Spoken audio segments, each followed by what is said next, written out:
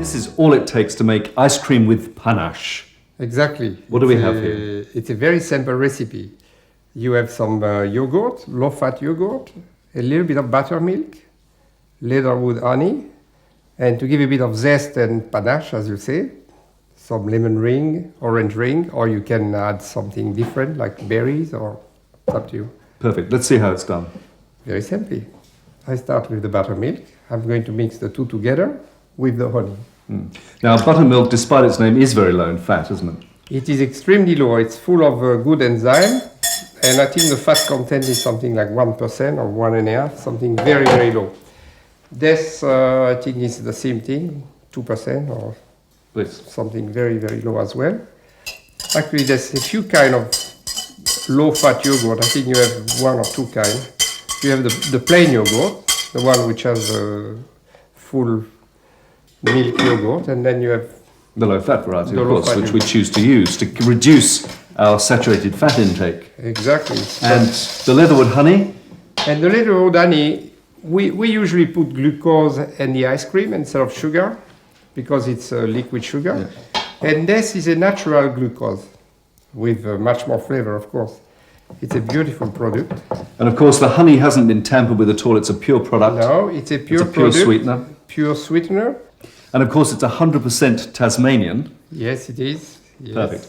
Of course, all other honeys would do for this recipe, but there is something very special about a leatherwood honey, I think. The leatherwood has a particular flavor, which the honey lover find beautiful. And what I could add to this is a bit of white of eggs, frothed up, but not right away, and the process of churning and the ice cream maker.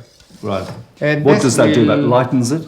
Yes, this will give some lightness to it. Puts air into it. Exactly. It will put it will extend it a little bit, and when you eat it, it will give you the feeling of more airiness, some sort of lightness. Yeah. And when does the rind go in? I will put it now. Right. Right now. And that's all stirred in well, and it goes into the machine. That's right. I stir it up to here. Right. And I'm going to add the juice of the lemon and the orange.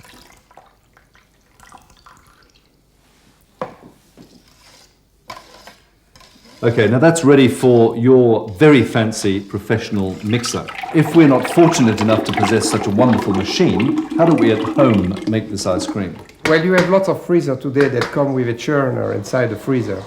And this will take about 15-20 minutes, let's say, for a liter of volume. And if you've got just an ordinary freezer, I presume you put it in for a few minutes and keep bringing it out every few minutes and stirring it in. You see, if you don't churn it up, what will happen, it will have the consistency of an icy ball at some point.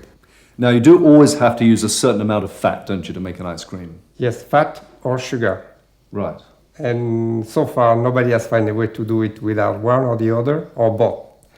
But in this one, we're using the honey, which is natural glucose, and this will act as a binder. Served with some Tasmanian berries, it looks absolument parfait. I can't wait to try it. So from Consuming Passions in beautiful Tasmania, bon appétit. Bon appétit, Roger. On va la goûter, merci. Bien sûr.